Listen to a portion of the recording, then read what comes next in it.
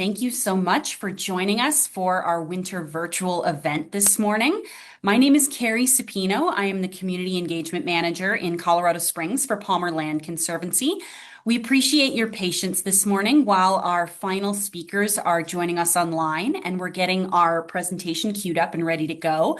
While we are going through those final steps, I want to just go through a couple of housekeeping items with you in case this is your first time joining us for one of our virtual events. You will likely notice that your audio and video are turned off for this event, so you can be nice and comfortable joining us from your home or office and won't need to worry about your audio or video being live. You'll notice the same thing for the chat, that is also disabled for the webinar today. However, one feature that we do want to point out that is live and accessible throughout the duration of the event is the Q&A feature. You should be able to look down at the bottom of your Zoom window and see a small window with a question mark that says Q&A below.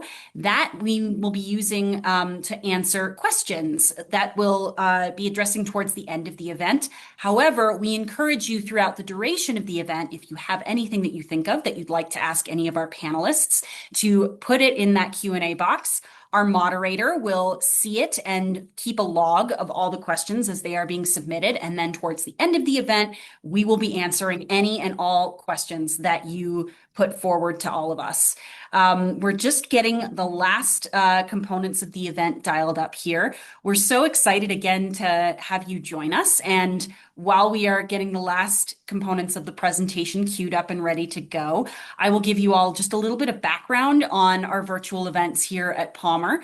We've been running these for about 2 years now in a couple of different formats. And this one is relatively new in terms of you will see interactive and engaging components through the event throughout our time together today. We'll have live polls that will encourage you to participate in, and then you'll also get to hear from all of our expert water speakers.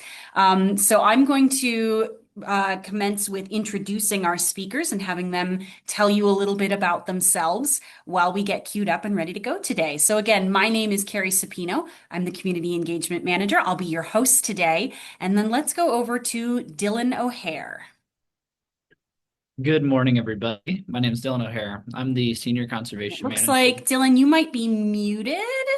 We're not hearing any sound come through from you. This is one of the fun things about these virtual events is there's sometimes a couple more technical difficulties than we might anticipate. Definitely. Can you hear me now? So Dylan can be... Okay, so Dylan, actually, you're good to go. I'm good to go. Perfect. Thanks so much. Technical difficulties. This is the world we live in. Hi, y'all. Good morning. My name is Dylan O'Hare. I'm the Senior Conservation Manager with Palmer Land Conservancy. I have been working with Palmer for about 5 years now on our water work, and I'm really looking forward to sharing with y'all a little bit about the landscape of water here in the state of Colorado and a little bit more about Palmer's work too. Fantastic. All right, we're going to go over now to Allie Shook with Fountain Creek Watershed District. Thank you. Hey, everybody. My name's Allie, and I've been the Executive Director for the Fountain Creek Watershed District going on 4 years now, and I've been supporting the district for over 14, starting their education and outreach programs back when I was wearing a couple different hats. And really love the work that we get to do and all the partners we get to work with, including our friends here at Palmer today. So excited to share more about the work we do and how to get you all involved. Awesome. Thank you so much, Allie. And then last but certainly not least, Greg Peterson with the Colorado Ag Water Alliance. Yeah, I'm Greg Peterson. I'm with the Colorado Ag Water Alliance. We're an association of about 15 different ag organizations throughout the state, and I work with farmers and ranchers all around the state on water issues. Actually up in Greeley today at the farm show speaking to you all, and looking forward to this.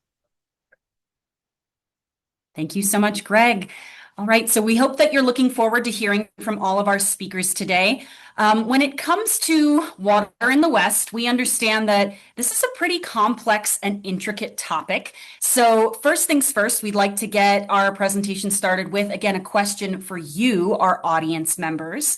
We want to know what brings you to this event today. Obviously, we have some members of our community who are very involved with water, who know a lot about water. There may be some of you who aren't as familiar and are here for the exact reason of wanting to know more and ask questions. So you'll see a poll pop up on your screen, and you can select multiple options in terms of what brought you to this event today. We want to hear from you. We'll keep this open for just another couple of minutes, or just another minute here, and then we'll be able to share the results live as well so that we can find out just exactly what brings us all together today. As we all know, water is again, very intricate subject, especially in the West, or maybe that's a new concept to you. I know when I first relocated to Colorado from the Midwestern part of our country, I personally had no knowledge of just how intricate water in the Western United States was. So hopefully that's something that we'll be able to impart for you by the end of this event. And again, leave you with some tools as well as information that you'll be able to take with you after we're complete for this event today.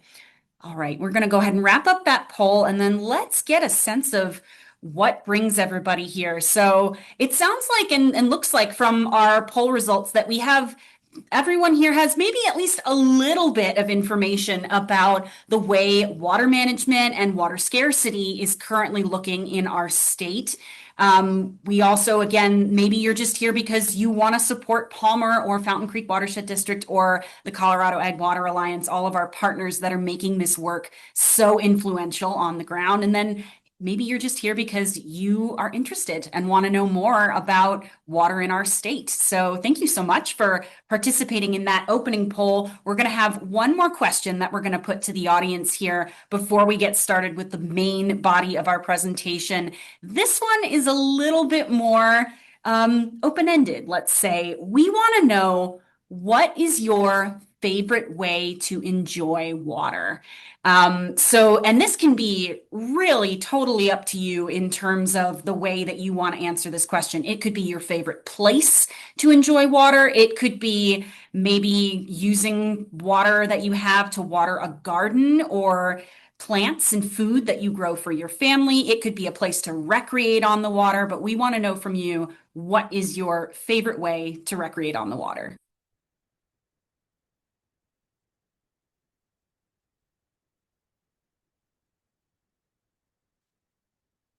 And again, we'll give you a little while to answer this question. We want to make sure everyone gets the chance to really put in their favorite places. I know for me personally, one of my favorite ways to actually enjoy water in a different kind of way of thinking about it is I really enjoy skiing. And a lot of our water here in Colorado comes from snowmelt and snowpack. Which again, we'll have our panelists chat a little bit about just how essential snow is to the water landscape of our state. But me personally, that's one of my favorite ways to enjoy water. Maybe really quick from our panelists, could we hear from each of you, what's your favorite way to enjoy water? I have a sense of, or a guess as to what Dylan is going to say here, but Dylan, could you share your favorite way to enjoy water? Yeah, absolutely. Well, if y'all can see the photo on the screen right now, that's me. And one of my favorite ways to enjoy water is to spend time fly fishing. Awesome. Thanks so much. And then Allie? I would say mine changes seasonally. So being that it's winter, I'm an ice fishing girl. So I like to be out on the ice this time of year. Awesome. And then, of course, last but not least, Greg. I'd say I'm indirectly enjoy it on my small vegetable farm, which I love running and operating, and couldn't do it without any of that. Fantastic. All right. Well, let's see how our panelists' answers compare to our audience's answers. And we may not, this one may not, we're still experimenting with the poll feature, so this one we may not be able to share live, but we appreciate you taking the time to think about it and at least get in the mindset of how those favorite ways to enjoy water, those places that you enjoy water, are so essential to the fact that water has to be there in the first place in order for those things to exist, for us to enjoy those opportunities. And in order to give us, again, a really high level overview of just exactly how those places come to have and maintain sustainable access to water, we're going to turn it over to our first speaker. That's going to be Dylan, who's going to give us a really nice high level overview of understanding Colorado's water. So I'm going to turn it over to Dylan. Absolutely. Thanks so much, Carrie. And I was really happy to see that a lot of folks want to learn more or want to know how they can engage more when it comes to the water world. And the good news is, after this high-level overview of water in the West that I'm going to provide, you're all going to be experts. So we'll dive right in. I think it's helpful to start at the highest level to really understand the landscape that we live in. You can see this is a map of the United States. We all know where Colorado is, and Palmer's office is in Colorado Springs. That's it right there in the red circle. You can see on this map we're looking at precipitation, and there's a big difference between the Western United States and the Eastern United States. We live in a desert, and so there typically isn't enough water to go around. And to that end, managing water in the Western United States is a lot different than managing in the Eastern United States. So we've had to build tools and frameworks to manage that water, that limited resource, effectively. Next slide, please. To work towards this effective management, the doctrine of prior appropriation was created. It was adopted into Colorado's Constitution in 1876. And to explain this, I'll share that, as Colorado was settled, mining and agriculture were the first industries that were really established here in the state, and they needed a reliable source of water for their operations. To achieve this, they would establish a water right. And what a water right is it's the right to divert a certain amount of water at a certain place at a certain time, which they can put to beneficial use. The prior appropriation doctrine dictates who gets that water and when. And so this is where first in time, first in right comes in. An older water right is senior to water rights that are established later on down the line. And senior water rights receive all of their water before the next junior water right, regardless of where that senior water right is located. It could be upstream or even downstream of a water right. And so, for example, if a water right was established for agricultural use in 1868, that water right is going to get all of its water, its full yield, before the next water right that was established, even if it was just later that week in 1868. And so it allows for these senior water users to have certainty around the water that they know that they are going to get if the water is available. If the water is short that year, if there's a drought and there's not enough water to go around, those senior water rights are going to get their water before any junior water rights. We can go to the next slide. And so this makes senior water rights extremely valuable because of this reliability. And it's important to understand that these water rights are a private property right. These water rights are owned by the landowner typically. And it's also important to understand that owning a water right doesn't mean that you own the water itself. You just own the right to divert it in time and place and to put it to beneficial use. But to ensure that a water right is being put to beneficial use, it has to be maintained. If a water right is not used for up to 10 years, for example, it could be considered for abandonment, in which case that water right goes away and water is freed up for junior users downstream. And so these are a few of the critical components of water rights. This is something that could be talked about for years and years, which is often the case. But I mentioned that the first water rights holders in Colorado were farmers and miners. And these rights were established with a decreed use. And there are different uses that a water right can be decreed for. Agriculture, for example, for farmers. And that decreed use is established in water court. And it is possible to change that use. And in order to change water to change water's use, you do have to go back to water court. The common change in use that we're working in and our work at Palmer is when water rights are being considered to be changed from agricultural use to municipal use. And this type of change of use, or this dynamic, is something I'll talk about a little bit later. But can we go to the next slide to help further this context? Just like we manage our water in Colorado, we have to work with other states to manage this water resource as well. And as you can see on this map of watersheds throughout the United States, rivers don't tend to adhere to state lines. They cross state lines sometimes many times. And so that puts us in a position where we need to work together with our neighboring states that we share a watershed with. And what this has resulted in is numerous interstate compacts, as well as a fair amount of litigation historically. And in Colorado, we have compacts with all of our neighboring states. With the Rio Grande, we've got a compact with New Mexico and Texas. We have in the Arkansas Basin a compact with Kansas. With the South Platte, we've got Nebraska. And then there's the big one, the Colorado River Compact, that goes between the upper basin and lower basin states of Wyoming, Colorado, New Mexico, Utah, and then Nevada, Arizona, and California. This is something you've probably seen in the news, as we are currently negotiating with our Colorado Basin states new operating guidelines. And this one's a pretty hot topic. We can go to the next slide now. But here in Colorado, we are a headwater state with all of the mountains, the snowpack that Carrie mentioned before. Our snowpack functions as a seasonal reservoir that supplies water for all of the various uses, whether it's agricultural or municipal or a non-consumptive use like recreational uses, or the fact that water is a huge part of the ecosystems that make our state so unique. I like to think of it as we are the water tower of the West. And that creates a lot of dynamics when it comes to these interstate negotiations. And it also creates a number of challenges right here in our own state. Next slide, please.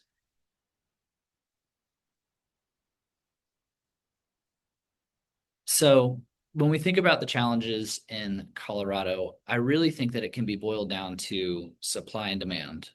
This map that you're looking at right now is a map of Colorado's hydrology. And what you'll notice is that most of our water flows through the western slope. But as you may know, most of our population lies along the Front Range. And so as the Front Range grows, it needs more and more water. And because agriculture uses a lot of water, and because those agricultural water rights are typically very senior, again, remember, farms came before the big cities. Because those rights are very senior, cities typically look to agriculture for a reliable source of water as that growth occurs.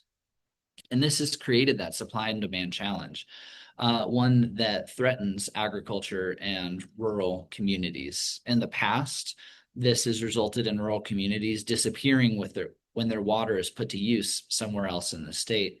We often use the example of Crowley County as a place that was once an agricultural powerhouse that sold 95% of its water, and now is a completely different place where agriculture isn't what it once was.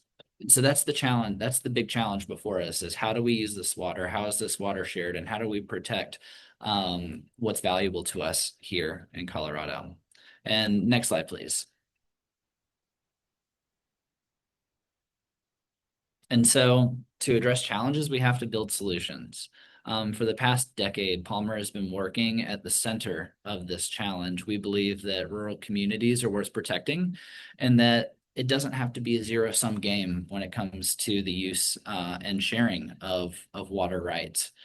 To give you an example, on the Bessemer Ditch in the Lower Arkansas Valley, the home of the Pueblo chili, we've developed a new tool that helps to mitigate the impacts of municipally driven dry up. And a municipality is looking for water, and when that water leaves a farm, that's the dry up that I'm mentioning.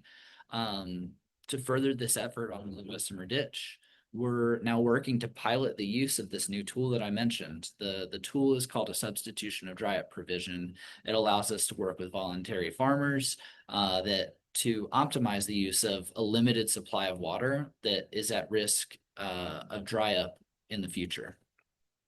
In order to make this happen, to implement this never before used tool, we're stepping up to test it out. We can't expect farmers to get on board and want to spend the time and the resources to try a new tool that hasn't been proven. And so we're willing to set the precedent and serve as an example and go through the challenges of testing this tool out to make it viable for farmers. And to test this tool out leads to our biggest update of the past year. We bought a farm on the Bessemer Ditch. We bought one of the biggest and farms. It's highly productive, and in 2039 right now, it's slated for dry up because of that municipal demand. Over the next year, we are going to go to water court to use this new tool to, again, optimize water within the Bessemer Ditch system to allow us to bring permanent water to this productive farm through this optimization approach.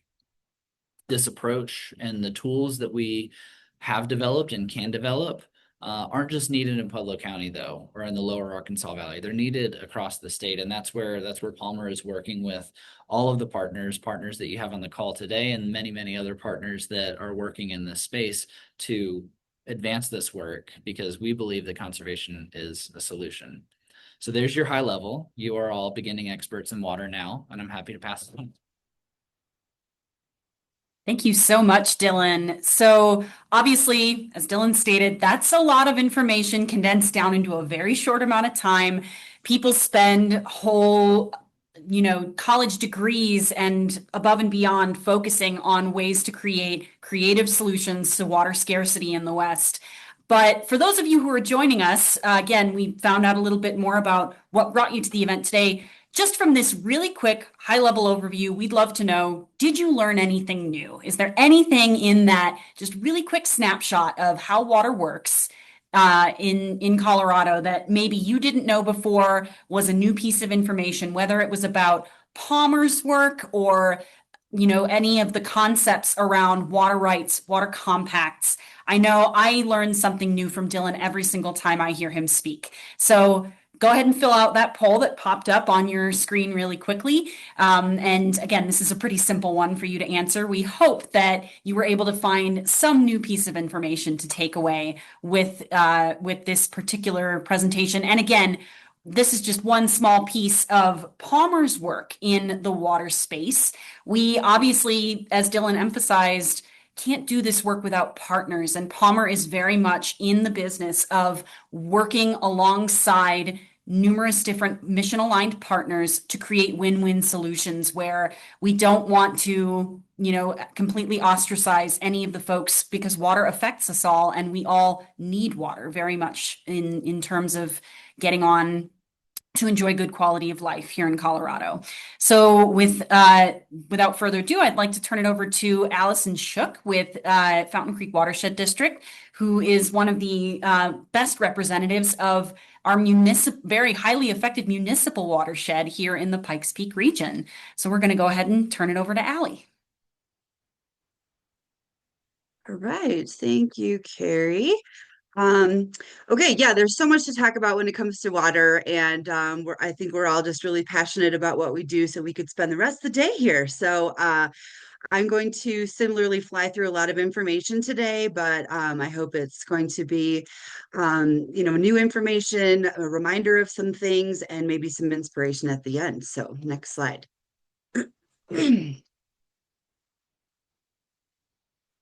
All right. Well, if you're with us today, congratulations. You are in a watershed.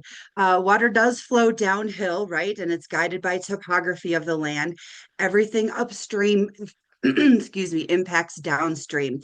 And our watersheds are kind of like those Russian nesting dolls, where the middle picture shows our home watershed, the Fountain Creek watershed. We lovingly refer to it as the chicken tender.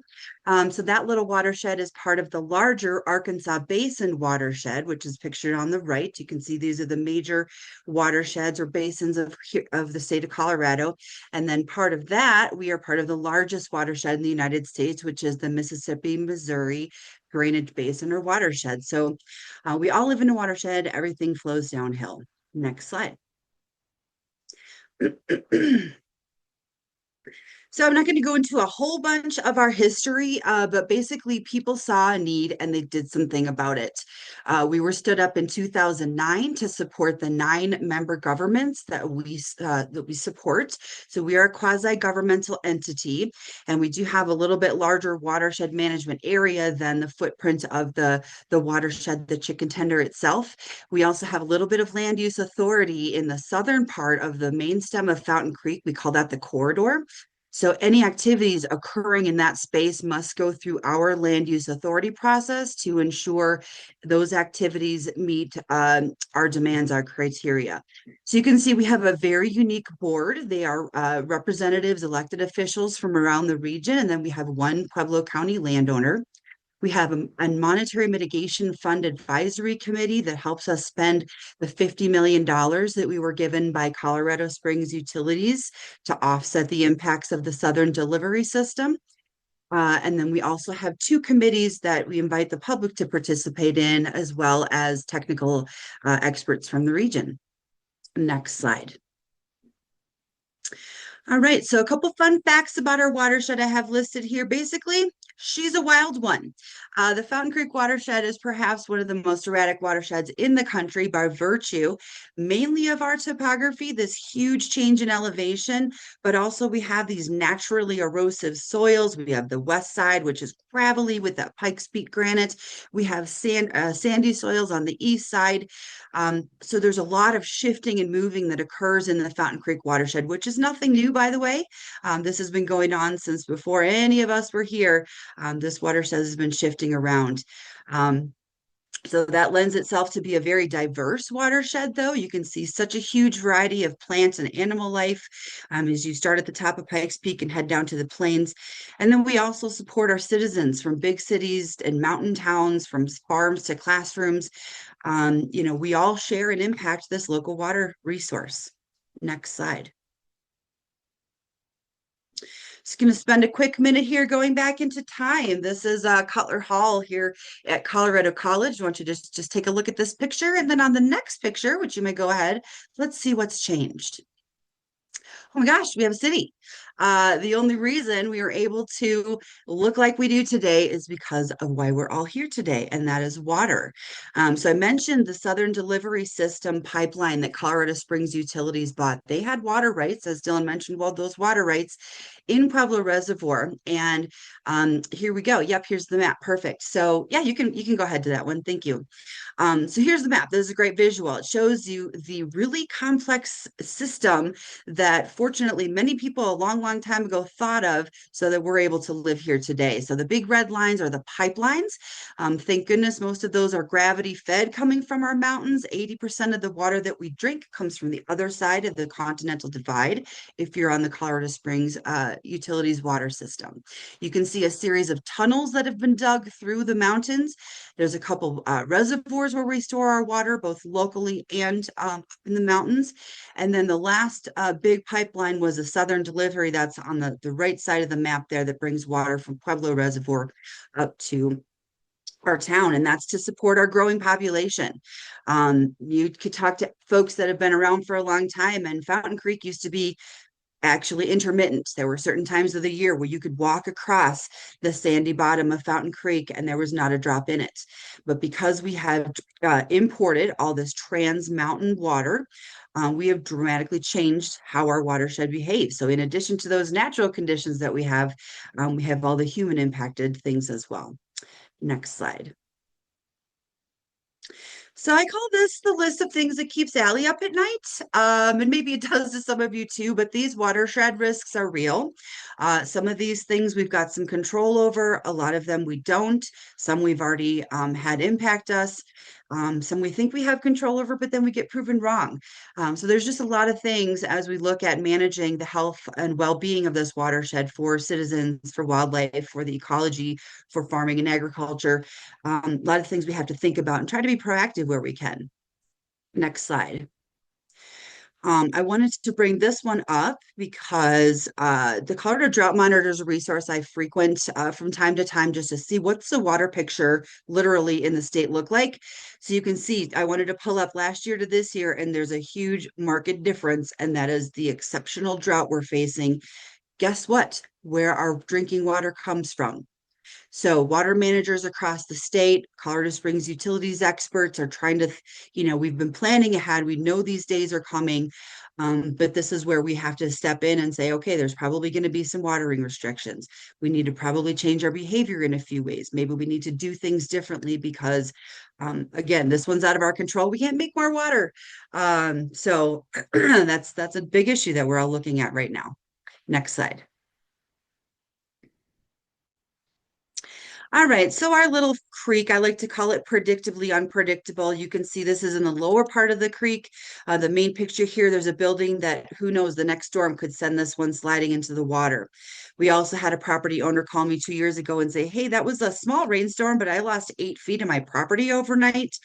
And then we have folks using concrete, things that we don't really suggest for your water management impacts. So, being the fastest growing in the region, fastest growing region in the state doesn't help either, but now's the time to really ensure that we're developing responsibly because we know that it's going to happen.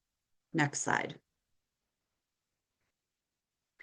And this is a pretty good kind of fourth grade graphic about what happens when you do modify a community, right? Here's our their meadows, our trees, our forests, our grasslands. And when we start to put on those hard surfaces, the parking lots, pavements, streets, buildings, we create this situation where there's a significant increase in runoff. So that water's now not able to soak in anymore. So they call it runoff. What a great name for it. So it runs off and then heads downstream. You can go ahead to the next slide.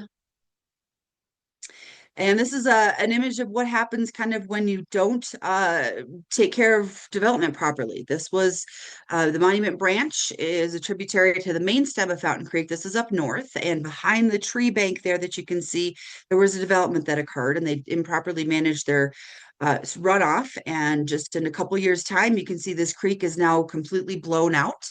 You can see the sediment is choking out those willows and those native grasses that were so happy and providing great habitat. It's pretty dramatic. And we have, I think, 56 creeks in Colorado Springs alone. So I encourage you to get out there, get familiar with the waterways that are closest to you, and keep an eye on it. See how things are doing.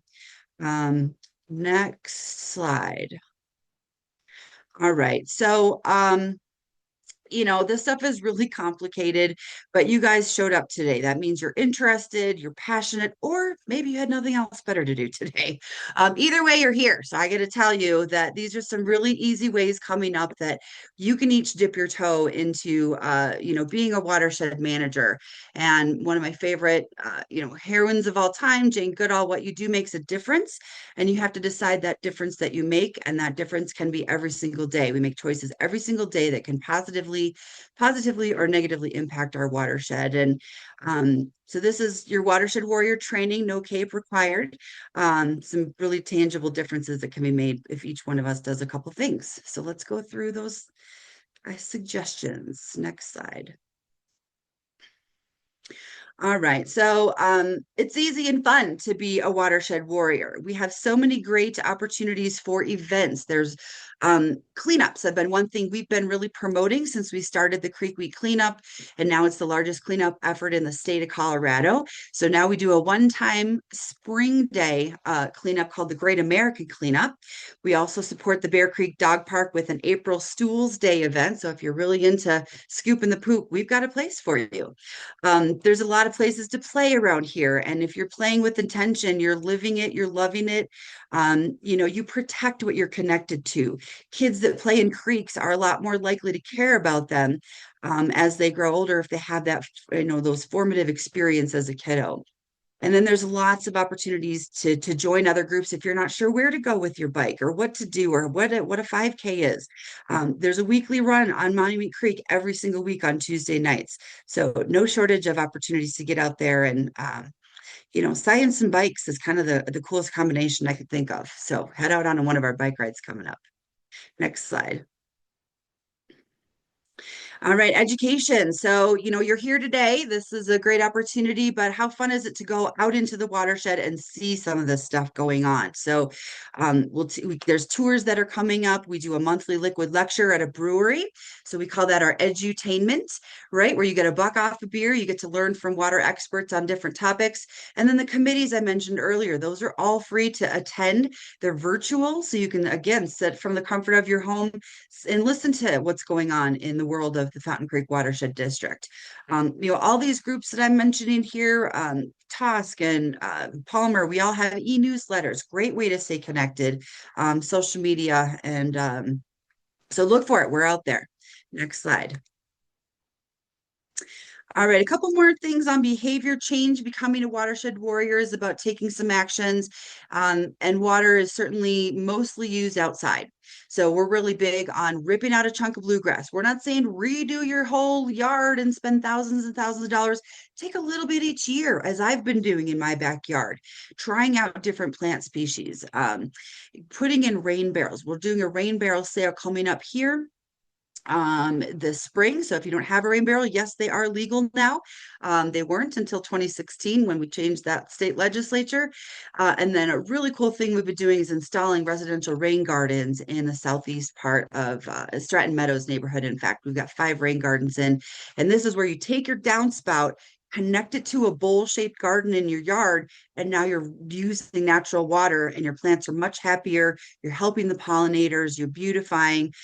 Just a great win-win there for those gardening aspect. All right, next slide. All right. So, water is a shared resource and we all have limited resources. We certainly can't do everything. We're on borrowed time with these watershed risks that I mentioned. So, what are some things we can be doing proactively right now before the next catastrophe comes? We want to be a resource to you. We've got a website with all sorts of information. If you're a teacher, if you're a landowner, and one of my favorite quotes too is if there's magic on this planet, it's contained in water. Think of the experiences that you had as a child growing up in a safe, healthy waterway. That's what we want for our future generations. Next slide. Okay, I think that's it for me then. Thank you so much. I'll turn it back over to you, Miss Carrie. Thank you so much, Allie. One of the best things about Fountain Creek Watershed is they provide us with so many great, direct, actionable ways that you can get involved with being a watershed warrior, many of which are super easy. I know Allie mentioned a few resources in her presentation. I wanted to quickly call out as well. If any of you are interested in reviewing this presentation, the PowerPoint that we are displaying in this event, you can go to the bottom of your screen on the Zoom window and you should see a little icon that says resources.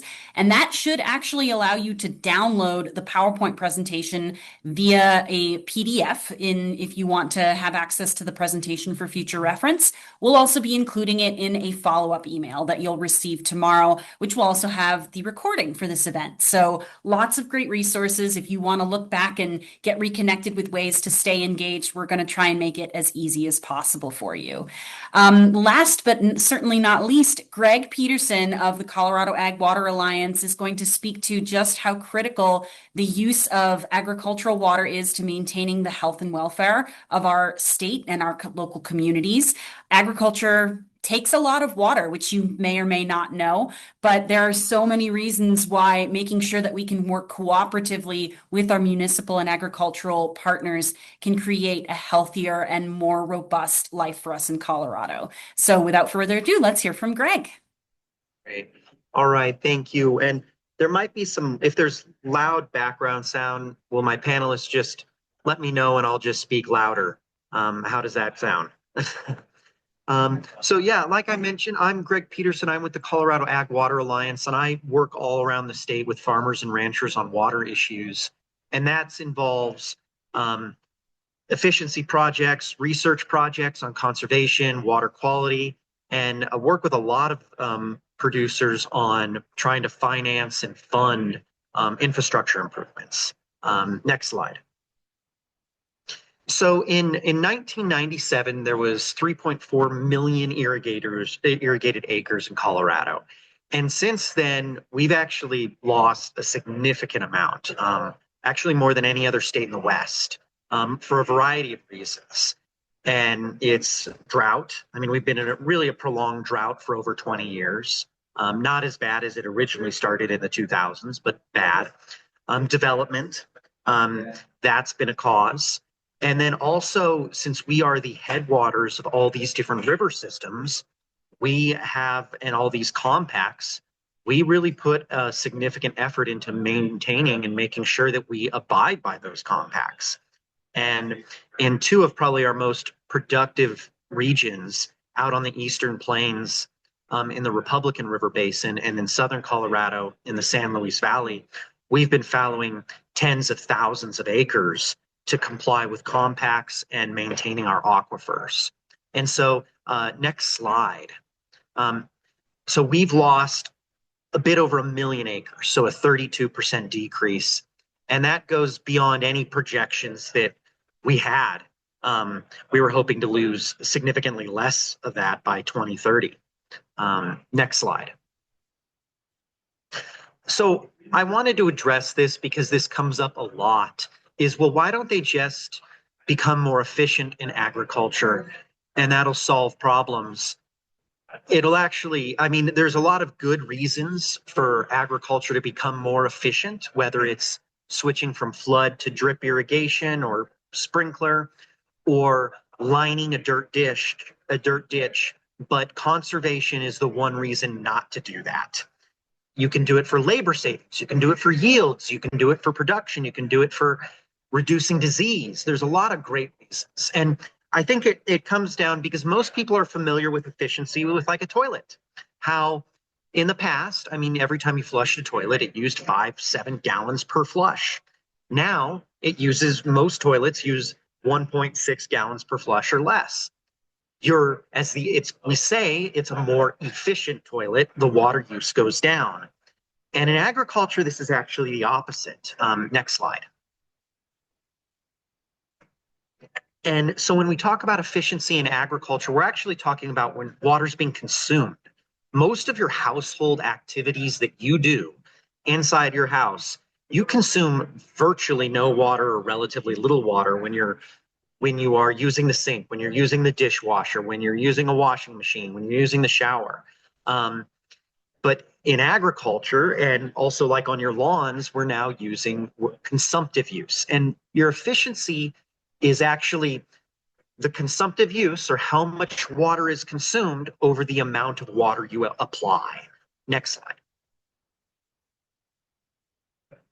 So on the left, we have a flood irrigated field. I think that's actually a rice field in California. And let's just say you flood irrigate the field. It's somewhat inefficient. You put 5 acre feet of water. So an acre foot, when I say acre feet, think of a football field, including the end zones. And the water is a foot tall. That's 1 acre feet. And for that irrigated rice field there, they apply 10 acre feet of water, and it only consumes 5. So next slide. So that's 50% efficient, because 50% of that water is being consumed. Then on the right-hand side, we have a sprinkler. Sprinklers can be much more efficient. It's applying where in that flood irrigated field, a crop can only consume a certain amount of water in a given time. And let's say you're flooding it. I don't care how much more water you give it, it's only going to consume a certain amount. But now when you're starting to move to sprinkler and drip irrigation, you're getting closer and closer to giving that crop the exact amount of water it needs, but over a longer period of time. So with a sprinkler irrigation, next slide, we apply that 10 acre feet, but now we're consuming much more. We're becoming more efficient. We're consuming 8 acre feet. Next slide, which is 80% efficient. And so what you're often seeing is what's happening when you're switching from flood to sprinkler is the water that was running off the edge of the field, or that was seeping down through the soil profile and making it back to the river, that water, that isn't happening when you're using sprinkler or drip irrigation. Instead, it's being consumed by the crop. And what we often say is you see it in the yields, that when people make this change from flood to sprinkler or drip, depending on their skill, the soil, you can increase up to twice, sometimes even 3 times yields on some crops. And that's pretty common. Next slide. So one way to think about this is I use this chart a lot, and this really helped me think about that when you put water on an irrigated field, there's actually all these parts. Sometimes we call them fractions of water. And you have precipitation going in, you have surface inflow. I mean, if the person up above you is flood irrigating, water from their farm is seeping through the soil profile and probably coming to your farm. Water is coming in all of these other ways. And then in the center is your farm, your field. And well, what happens to that water? Well, some of it runs off the end. Some of it goes back down to into the soil profile and makes it back to the river. And those aren't gone. Those aren't lost. We spend so much time keeping accounts of all that water, and we take that into consideration. That doesn't just disappear. But then we have this what we call ET. That's the easy word for evapotranspiration. And that is what the crop consumes. And it consumes to turn it into biomass and grow, and also just to maintain, to literally sweat and maintain a certain temperature around itself, especially when it gets hotter and hotter. And sometimes we also have willows or cottonwood trees or other weeds consuming that. We have evaporation, evaporation of water from the soil, from the plants. And that goes into this whole category of ET, of water that is consumed. Next slide. And if you're talking about conservation, that's it. You stopping water from flowing off the end of a field isn't saving water or keeping it from flowing back into the river and or into the soil profile and back to the river. That's not saving water either. And so I think when people look at a cornfield and they think, wow, if it's actually really, in a lot of instances, we can maybe conserve 5–10% at most of the water that's on there of actual conservation. And it's really what is lost through evaporation, is really the big one. Sometimes we can change the ET of the crop. I mean, you have companies coming out with better varieties of crops, drought tolerant crops that can do better with in warmer temperatures, or we entirely shift crops to a crop that consumes less water or has a lower ET. But that is really our only opportunity for real conservation in agriculture. Next slide. And so just to give an example of what does that look like in a field. So on the left, you probably hear a lot about conservation tillage or regenerative agriculture. And in years past, I mean, you would have farmers go over fields 3, 4, 5 times in different operations to plant, to cultivate, and really to manage weeds, to manage pests. And over the years, you've seen a significant decrease in that. And often, like a lot of growers, they're planting, and sometimes they're going back through during the season, but often they're not. And at the end of the season, what you also used to see was people clearing what we referred to as the trash, all that crop residue, clearing the trash on the field for the winter. And 30 years ago, you went out to a lot of agricultural regions in Colorado in the winter, it's bare dirt fields. Now you go out to a lot of agricultural regions, it's corn stalks and wheat stubble everywhere. And what that does is, I mean, you often need new equipment to do this, so it isn't easy. And it takes some learning to do also. But all that stubble, that trash, that crop residue, it traps snow, it prevents more evaporation, and that can be really significant. Dry land farmers, this is pretty much how they live and die, is doing this. And so that is one way we can do that. But Like I said, it often, to be able to plant seeds in this kind of residue, you need a new seed drill. Last seed drill I saw used, smaller seed drill, $25,000. Most equipment, 100 grand. So this is not cheap. And most programs that are out there that are providing grants, one thing they all hate to fund is equipment. So that's not easy. Irrigation scheduling is another thing that we can do. Again, it takes years. We were working with one farmer in Pueblo County. His name's TJ. He's off the Bessemer ditch, and really sharp guy. We're working on this in a cornfield where he's using flood and furrow irrigation. And in a typical year, he applies 55 inches of water. After 3 years of working with one of these systems, we finally got it to where on this one field, he was putting 33 inches, which is a significant difference. But it took us 3 years to get there. And TJ's not dumb. He's smart. And it took a lot of help and a lot of assistance in finding the right people and covering the costs of using this kind of equipment. Next slide. So just some great projects that are out there and that are happening. I think one of the biggest problem that we actually have in agriculture isn't water. It's labor. We don't have the capacity to even really run a lot of our farms and ranches the way we want. And a lot of our organizations don't have people. And so I want to highlight one project. This is the Rye Research Project in the San Luis Valley, where they're working with farmers of switching from barley to rye, which uses a significantly less amount of water. And the thing is, these farmers, they can grow anything you want. The problem is, you need to create a market. You need to create probably equipment that they don't have, maybe labor, processing, storage, like grain silos. When you ask a farmer to grow a crop that uses less water, them growing it is the easy part.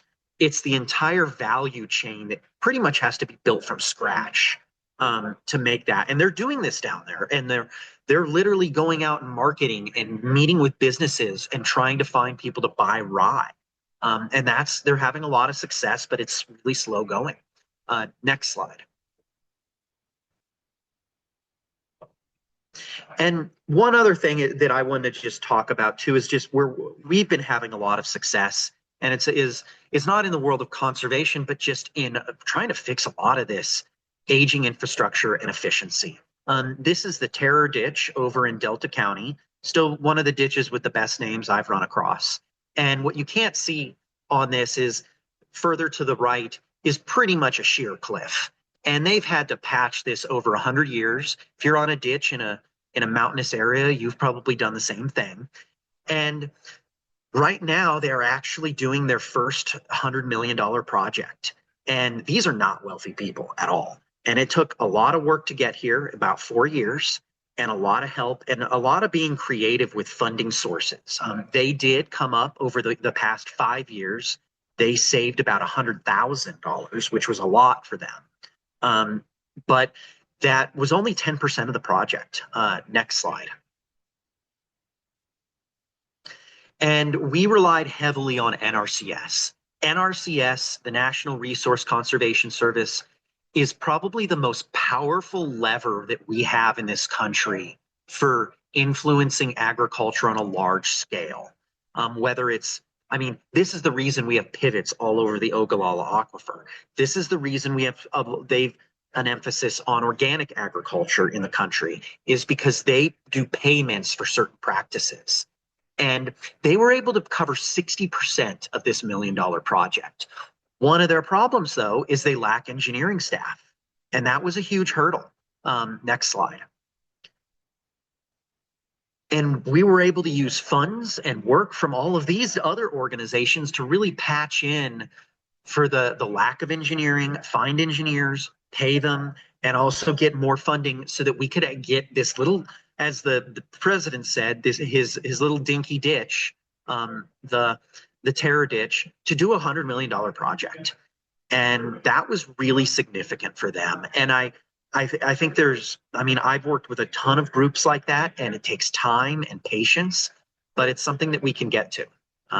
Last slide. And I think that's all I have.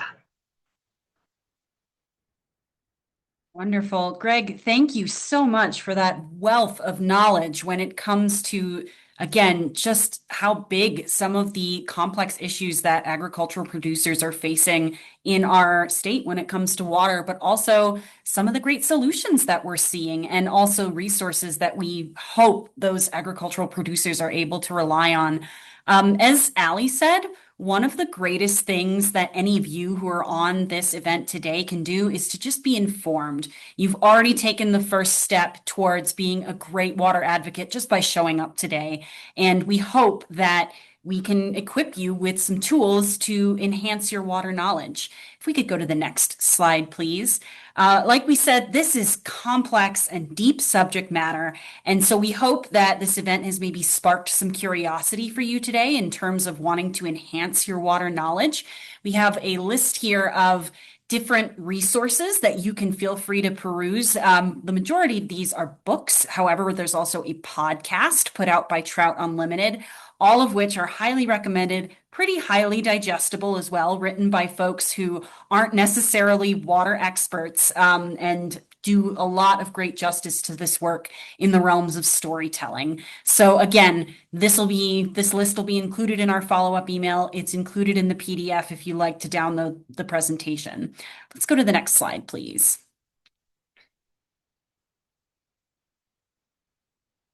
So as we're wrapping up our event, one of the things that we want to make sure that we are equipping you with is ways that you can make an impact and stay actively engaged in the work around Colorado's water sources. One of the biggest things you can do, as we mentioned, is to just stay informed. Subscribe to newsletters, whether that's local partners and entities like water conservancy districts, like nonprofits that are relevant to your area. Make sure that you're signing up for their e-newses. Follow your local civic entities. Be sure to subscribe to find out when City Council is making relevant votes and updates. Same with your Board of County Commissioners. Also, once you've obtained that information, use your voice to make a difference for local water policies. One of the best ways to do that is to join local boards and commissions if you're able to do so, which we'll talk a little bit about on our next slide. You can also make personal changes, whether that's investing in a rain barrel, rediverting the downspout from your house to create a rain garden, or converting lawns and other landscaping to more water efficient gardens and landscapes. And then finally, fuel the work on the ground. You for Palmer and many of our partners as donor supported nonprofits, we rely on your support and engagement to fuel the work that is protecting Colorado's water. So you can support those initiatives in a variety of ways, whether it's becoming a donor and donating to support those initiatives or supporting Colorado farmers by buying local. And then next slide, please. And then when it comes to how to stay engaged with this work, one of the best ways is to, as I mentioned previously, join a citizens advisory group. Fountain Creek Watershed has their citizens advisory board, and Ali mentioned a variety of other great ways that you can stay involved with their work. Colorado Ag Water Alliance is representing agricultural users all across the state, and making sure to stay engaged with their work will also be a great way to support them. Volunteering is another absolutely fantastic way. If you have time, skills, and capacity to make a difference volunteering on the ground, we encourage you to do so. There are numerous local cleanups that can help enhance the health of our watersheds.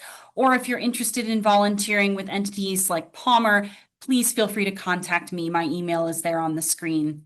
And then last but not least, next slide, please. We're excited to actually announce an upcoming opportunity that we have exactly 3 weeks from today to stay engaged with us. We are going to be having a community watershed conversation with Amy McCoy, who is we are very fortunate to have her on our board of trustees here at Palmer. She is a partner for Fluent Freshwater Insights.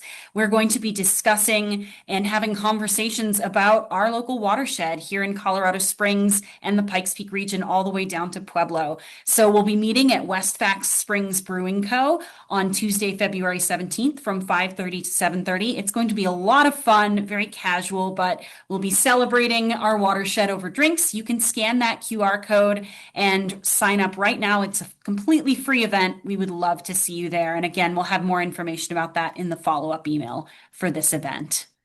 And then if we could go to our next slide. Again, I realize we are right at that noon hour, and in respect of your time, we're going to move pretty quickly through these last couple of questions.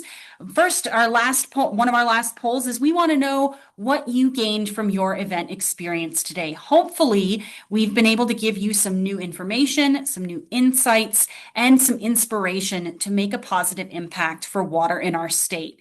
More than ever, what we need is people being informed about how critical this work is and creating connection to create care in order to make a really big difference for the work that we are seeing in the water space and in our water landscape. So we want to know, hopefully we did a good job keeping you informed and engaging some curiosity around maintaining your interest in water. We'll keep this poll response open for just a little bit longer here. And then we're going to go ahead and close that poll and then move to one last question. We would love to know, we do these virtual events quarterly, so that's 4 times a year. This is our first one that we are running for 2026. There will be 3 more throughout the duration of this year. We want to know from you, what else are you curious about? What aspects of conservation work in land, water, wildlife, any other aspects of conservation in Colorado are you interested in? Are there specific speakers or partners you'd like us to contact and hear from? What aspects of Palmer's work would you like to know more about? We'd love it if you could just type in a very brief suggestion, things that you are curious about for our poll. And then I promised that we would have some time for questions. So again, we want to be respectful of your time. Thank you for joining us today for our virtual event. And then we do have a few questions in the Q&A that I would love to be able to direct to our panelists. While we have that poll open, I'm going to go ahead and read through a few of those and direct them appropriately. So the first one we have is, given the projected water shortage in the near future, is there any collaboration with municipalities who are buying up water rights to have them more efficiently use that water for more natural purposes than sinks like large manicured parks versus making it a more natural area? I'm concerned about the diversion from agricultural purposes that sustain life for all versus aesthetics, especially given the water and environmental changes and constraints. I think I'll direct this one first to Dylan, and then if our other panelists, Greg or Allie, have any other additional thoughts, we'll have you jump in as well. So Dylan, why don't we have you go ahead and take a stab at that question? Yeah, absolutely. I might want to pass this one on to Allie as well. But cities do work really hard to reduce their water use through their conservation measures. It's really important for them to reduce that because, yes, they can go acquire more water, but they do have to live within the reality of the water that they do have and the storage that they do have. And so the more efficient that they can be at that municipal level, the better off they are. So they do have a lot of programs and initiatives and incentive programs that support more efficient water use within these urban areas. To my knowledge, those are largely internal to them. I'm sure that they're partnering with a number of groups, but that's what I could share for that one. Great. Sure, I'll just add to that. No, I would echo what you said, Dylan. There's been a lot of efficiency work going on between, the Colorado Springs utilities, but also city parks. We have a wonderful horticultural specialist at the city's greenhouse, and he is growing all sorts of native plants, converting the kind of Springs in Bloom program and trying to encourage, instead of the annuals that were very traditional year over year, let's move into natives. So that work is happening. I would say if you are super interested in, ensuring that our municipalities are doing a better job, that's where you got to show up. That's where you got to have your voice. Figure out who your county commissioner is, figure out who your city council person is or town trustee, wherever you live. Those are the people that represent you. And a lot of those voices are, the more they're going to hear, the more those policies can change. Yeah, I just wanted to add that Yeah, I mean, the cities are doing a lot of work on efficiency. And for every reason you can say, well, parks or trees or grass is a problem. I mean, there's just as many reasons to say that there's benefits to these, and that makes it just more complicated. In terms of just working with agriculture, it's really up to the city. And it isn't like these cities don't do a vote of all of you and ask you, should we work with this agricultural community? Some of them just don't work with us and won't. But some, like I think Parker is a great example, Parker Water and Sanitation, where they did not have a vote of should we work with these farmers in northeastern Colorado on a project. It was the internal staff that decided that. And in a lot of these cities, something to keep in mind is their water department is often one person. And they are staying up at night, how they are trying to figure out how are they going to keep getting water to all of you. And the time for them to now I have to think about something that's much more complex where I have to work with this agricultural community. Sometimes they don't have the capacity for that in a lot of these smaller towns. All right. Thank you all so very much. I loved getting insights from all three of you for that particular question. Our last question that we have submitted thus far, and again, if there are those of you still on the call, anything and everything you want to know, we would encourage you to submit it in the Q&A. You can also submit questions anonymously. That's something I neglected to mention earlier. So if you are curious, now's the time to ask our question of water panelists. Our next one that we have is, tell us about water court. What does going to water court entail? I'm going to direct this one first and foremost to Dylan. Yeah. So I mentioned the water court. Well, the water court's unique. There's not a water court in every state in this country, but we have one in Colorado. It's among the many things that the water court is used for.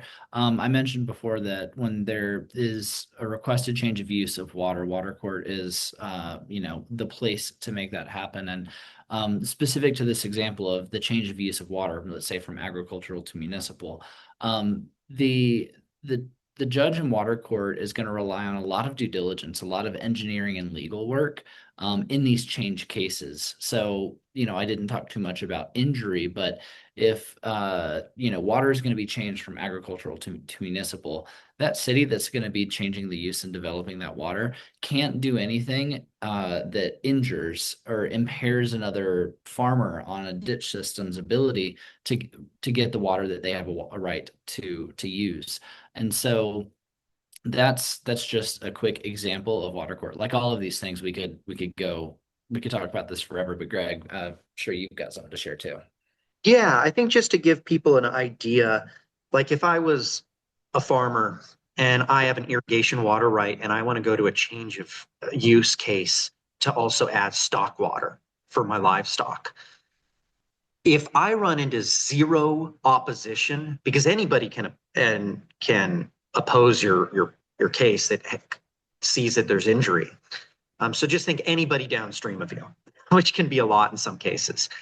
But if I have zero opposition and everything goes fine, you're talking at least $20,000 for the engineering to prove that I'm not hurting anybody, done by modeling, and probably another $20,000 of lawyers. And that's if I run into no problems. And so as soon as you start getting opposition, then you need to pay those attorneys and engineers more money to go back and demonstrate that what you're doing is not going to be hurting other people. Fantastic. Thank you both so much. We have one last question here, and it's a great one. Do you have fundraiser events to help with fundraising and awareness for various causes? The answer is absolutely yes. Both Palmer and Fountain Creek Watershed District have events all throughout the year that you can participate in, from fundraising to awareness and education. Best way to stay involved with those is to subscribe to our newsletter. Follow us on social media, regularly check our websites. Again, we have that event with Amy McCoy coming up in just a few short weeks. We will also have very soon this year an announcement regarding one of our biggest annual events at Palmer. That's our Tenacity Women in Conservation event. That we'll have some announcements about that up and coming very soon. So the best way to stay engaged is come and visit us again, see us at another event. Our next virtual event will also be in the spring of this year. So that is the remainder of our questions. Thank you all so much once again for attending and joining us online today. We are just so incredibly fortunate and thankful to have such a wonderful, engaged community of folks who are eager to learn and eager to be engaged with the work of conservation in Colorado. So on behalf of Palmer, Fountain Creek Watershed District, and the Colorado Ag Water Alliance, thank you so much for joining us and have a wonderful afternoon.